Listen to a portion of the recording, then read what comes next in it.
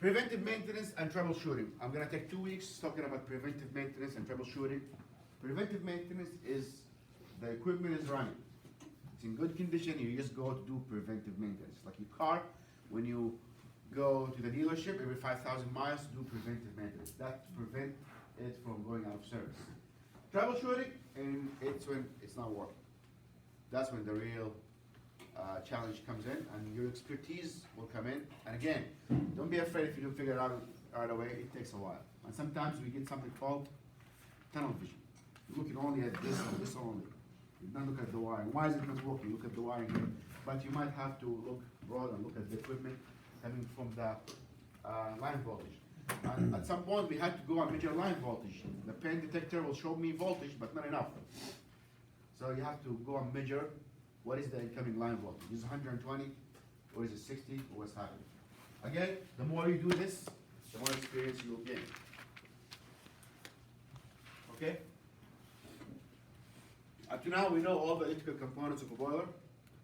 Primary control, that's what's on top of the burner. Flame detection system, either stack or CAD cell, so we have to know what do we have, what's being installed. We know about zoning methods. What are the two ways to zone? Circulators and zone valves. Either circulator for each zone or zone valve for each zone, or one big circulator and plenty of zone valves. Ignition testing, how we test an ignition. How, and you see they are different. Sometimes you have a transformer, sometimes you have wires going all the way in the bottom, sometimes the wire get loose and they break out, and so on. So we have an idea of these things, how they work. Mechanical controls, valves are mechanical control. Is the oil valve opening or not? Again, there's so many components and any of them can go wrong. So we will check one at a time. Valve, pump or circulator, is it running, is it not? You can go and check the voltage. Some of the new pumps are very, very quiet. You cannot judge by hearing. It's not going to work. Sometimes you have to go and touch it and feel if it's vibrating or not. It's a little bit difficult to know, but we need to know, are they working or not? We will check the tank and piping. For example, we were having delayed ignition. Do we have oil in that coming to the pump or not? So we can go and purge the system and see if there's oil coming. Is there oil pressure? Is there continuous oil? Maybe there's oil and bubbles. So I get oil, then out.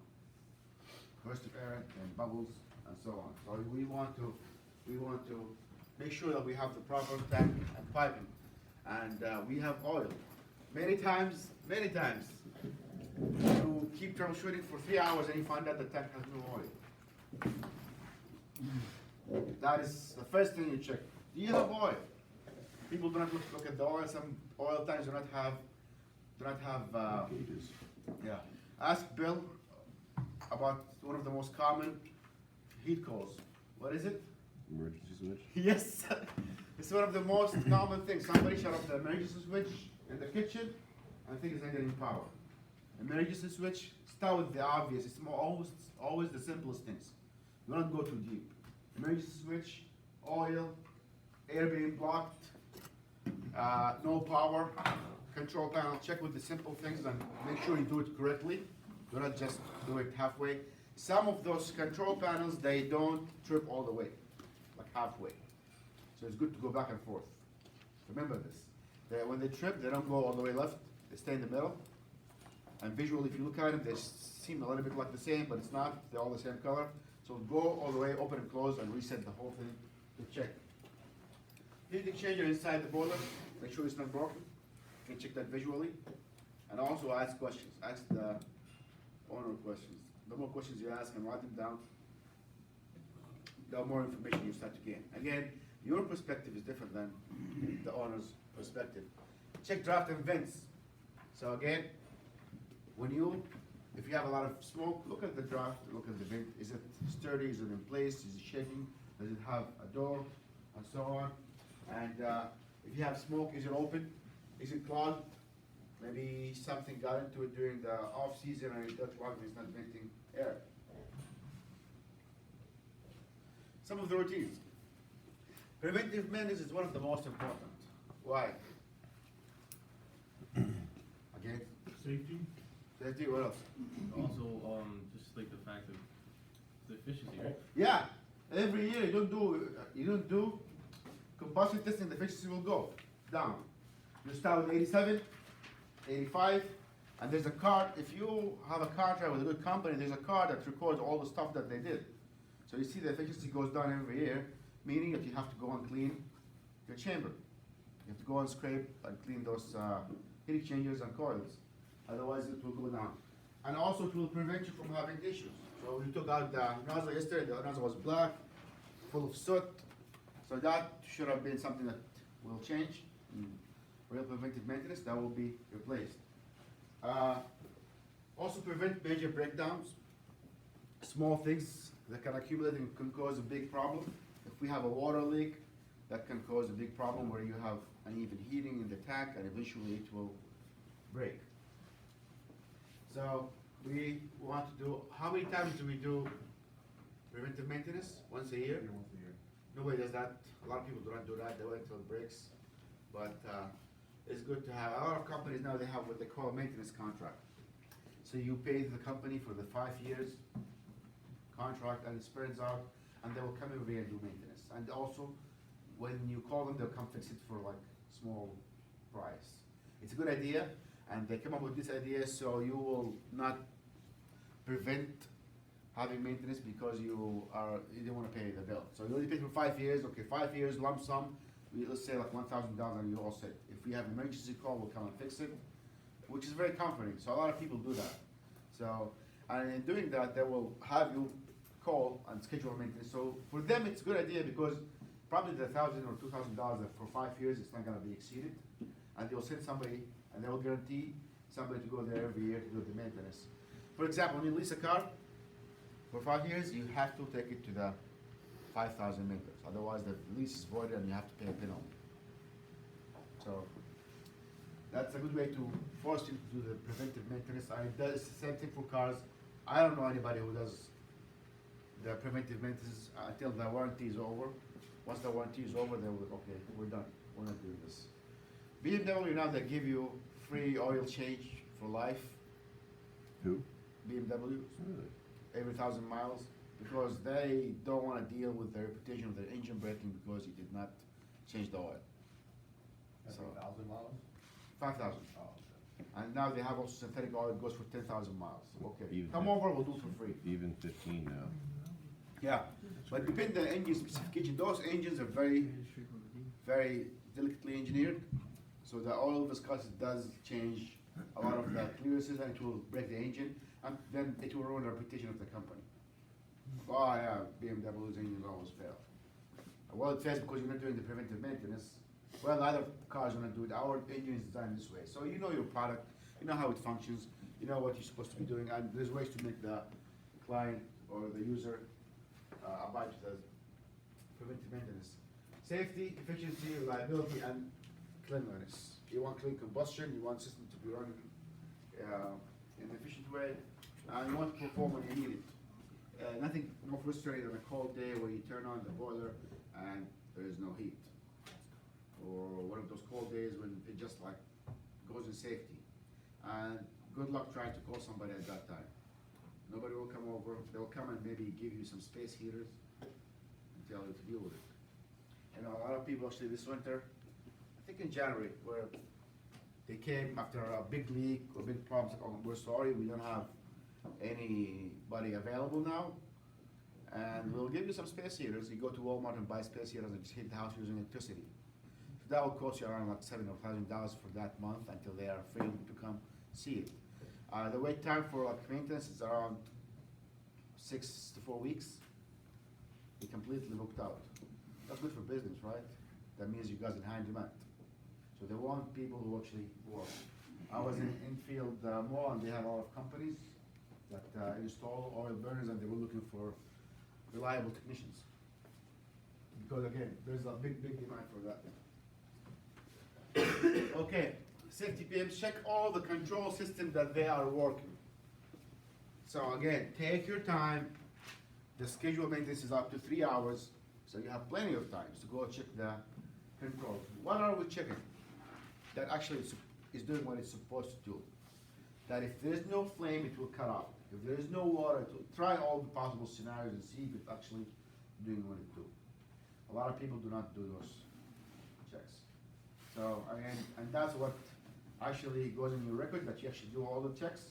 When you go to the Jiffy Loops, and they do the 20 or 50 point check, they actually go and check, and you can watch them check. So these are really important for you to check those points. So you want to go and check safety timing, does it actually go in safety 15 minutes or second or not? Does it actually go in safety if there's flame? So try to replicate those incidents. High and low cutoff points for steam and for water. So when we go to the aqua style, we did that yesterday. We tried to do that. Like I said, the second time it didn't work. But when you want to see the pump coming after the low limit has reached, and you want to see the boiler go in safety after the high limit is reached. Okay? Question? So check the relief valve operation and check what is printed on the relief valve. There's always an expiration date for the relief valve. It has to be replaced. So how do you check the relief valve? Lance, take a guess. It's okay. I mean, I would figure that you would try to look for like where the schematics are or something, and might have like the date at which, you know, it'll What does your relief valve do? release So, pressure. Release pressure. So what are you gonna do? Check the pressure. Yeah, I'll show you actually.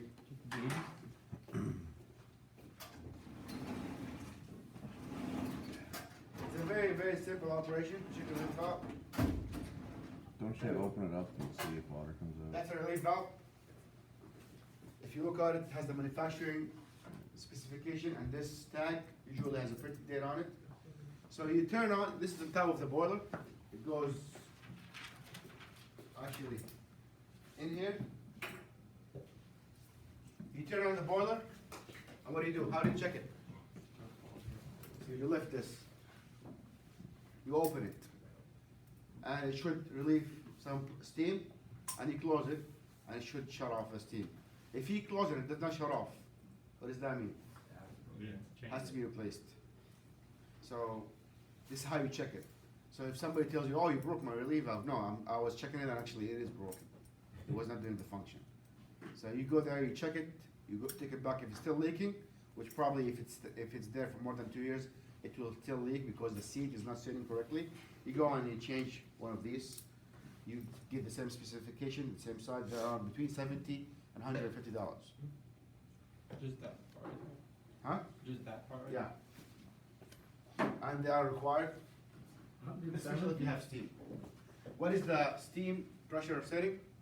No, just 70 to 100. 150. Yeah, 70 to 150. For relief valve.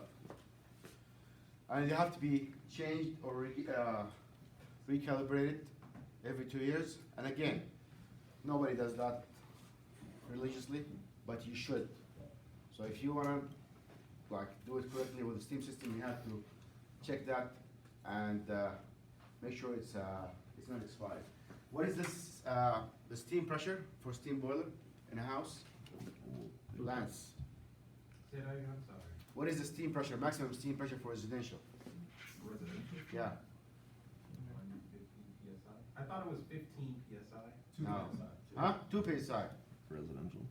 Residential is 2 PSI. 15 is considered low pressure boiler, you're right. Oh, okay. From 15 to 2, that's low pressure boiler.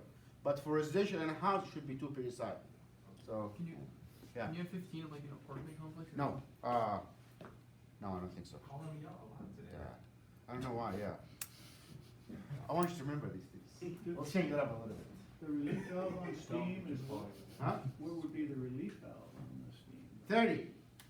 30 PSI. 31. Huh? 31. 31? Okay, No, it's true. yeah, You Fine. told us before. yeah, okay.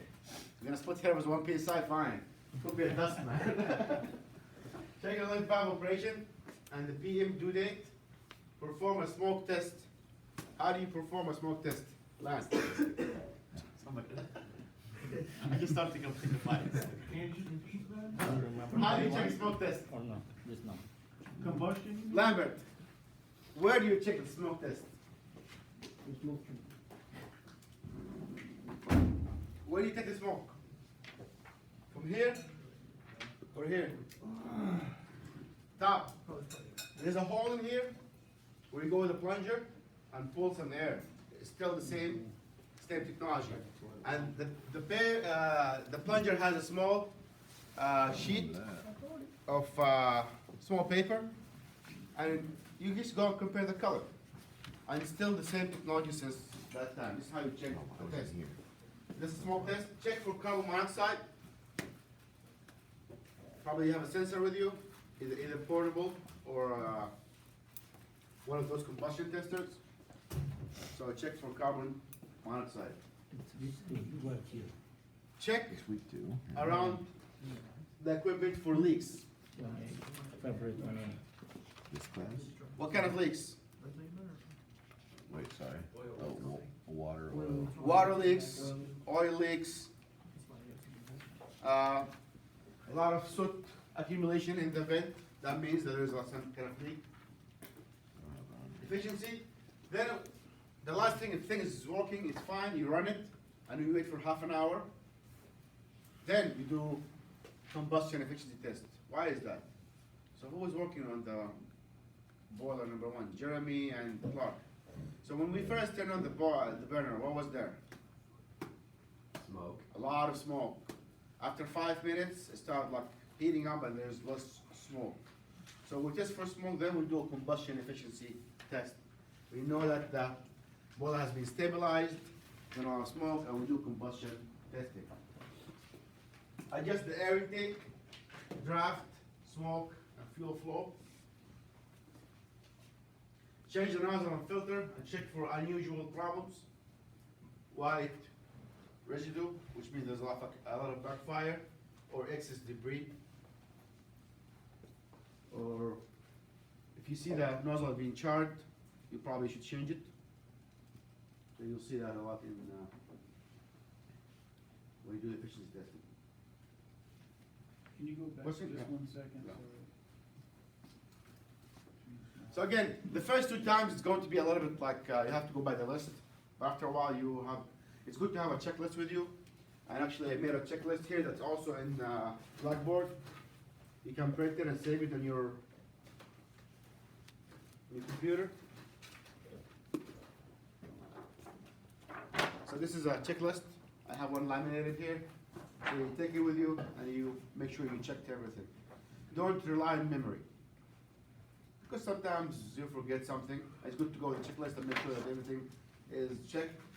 So this is for efficiency, combustion efficiency test. So you have a complete efficiency test. And then there's also one for preventive maintenance that you should download and keep with you when you go on the job. Equipment integrity. We look for exposed parts of the burner. Wire nuts. You should go and do the tug test. Make sure you pull on it and it's not loose. If you put things back in the box and they get loose, that means you have really bad connections. So make sure you check all those wire nuts. Sometimes wire not touching, but it looks like it's touching. So make sure you tug. You can take out the wire nut and look at the wire connected correctly. If you have exposed wire outside the wire nut, what do? Brody. If you have an exposed piece of the wire while it's going to the wire nut, what are you gonna do? Like you take it out and you cut it, make sure it's the right length or half an inch, make sure everything is covered. If you have to, you can wrap the whole thing with electrical tape, but that will make it inconvenient to see what's going on in there. It's better to keep it exposed for somebody to check and replace things. You have a question? No, Okay. Loose wire, check for loose wires. You can pull on it, you're supposed to be able to pull on it, and you should not come out. Look for uncovered boxes, take them out, look inside, make sure the wire is correct, it's not touching the casing. We did see by experiment that these things do happen. Do not rely that the previous person did the job 100%. Do not rely that things have not been forgotten. It's good to make sure that everything is solid. Check for noise and vibration. After a while, you'll get attuned to what it's supposed to sound like when it's running. If you feel there's excess vibration, there's something that doesn't sound right, after a while you will start to develop the sense to know something is not right. Now you've been driving your car every day. You know if something is off. You know right off the bat, like when you drive the car, something doesn't seem normal. What it is, it's another story. But there is something off, and you always go to the mechanic and the noise disappears, right? It's becoming an ongoing battle. I have a check engine light in my car, but whenever I go to the mechanic, it's gone. It's been going for 2 years now. I just give up. I've had one since last December. It comes and goes. No, that's there now, Yeah. but Hondas It come used and to, go. Right? though. You have a Honda. Hondas, they come and It go used all the to. time. Yeah. They like to play tricks on you. It's the sensor or whatever. Yeah. I don't know. Yeah, the O2 sensor. But, okay. Oh yeah, the O2 sensor in the Hondas is really, really problematic because it's connected to everything. The incoming air and the outside air and whatever, vent air, so it's always plays six on you. Check present vibration, leaky tubes and old wires. Old wires, if you find a wire that doesn't seem well insulated, pulling apart, stripped out, you should change the wire. Make sure you clean the place. Again, it's part of just like good housekeeping. Even if the place was kind of dirty, it's good for you to, when you clean stuff, you can find a lot of messes. So usually, if you want to find something you lost, usually you clean. So it makes things more visible, and also it helps you trace your steps. Okay,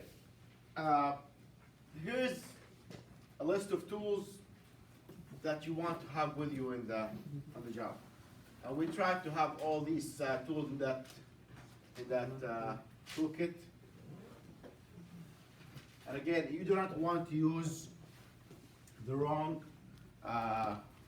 wrench, because that's when you strip it. And the right tools will give you a good, nice grip. Adjustables are annoying sometimes to get the right size for the nut. So make sure you have all those wrenches with you. And after a while, again, being organized helps. Find the right tools, yeah. So like on the job, would we run the electrician's belts or use a kit or? usually a bucket. Yeah, usually they have a bucket or they have a bag or a toolbox. But you need all these tools in there, and probably you are familiar with most of You know these. what I don't see Huh? on there? What? Goggles, man. That's before the tools. Uh-huh. It's before you step on. Uh-huh. Before you step in, goggles and gloves. Goggles and serious business. Yeah. Are you mocking my goggle requirements? No, it's serious business. I'm telling you, I know people who lost their eyes. I'm not kidding. Hopefully you remember that when you leave, Fahad and his goggles. I would love to be remembered by that.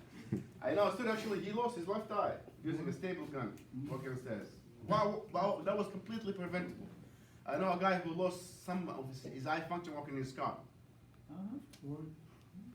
Like, it's very fragile. Sometimes your eyelid will be quick enough, sometimes you just like sideways, you don't see it. I don't know why, goggles is $1. Anything will do, seriously, do not like mess with that. Especially if you do soldering and brazing and stuff flying off, do not dare. I know as annoying as they are, get some ventilated, get some something comfortable. Pressure gauge, vacuum gauge, you will need those. Electric meters, complete efficiency test. We have two types of kits. We have the mechanical one, and we have the electronic one. It's good to have both, in case this one needs to be calibrated and you go on the job and it's off. These are expensive, around $1,500, and they have to be sent out to be calibrated. And they also have oxygen sensors, carbon sensors, so sometimes they go bad. So it's good to have two kits. We have the dry kit, and they have the wet kit. Shop vac, you need shop vac and brushes, probably some chisels too. If you have some buildup of smoke, it's gonna become like cake, and you will have to go and chisel that. Who will show me a picture?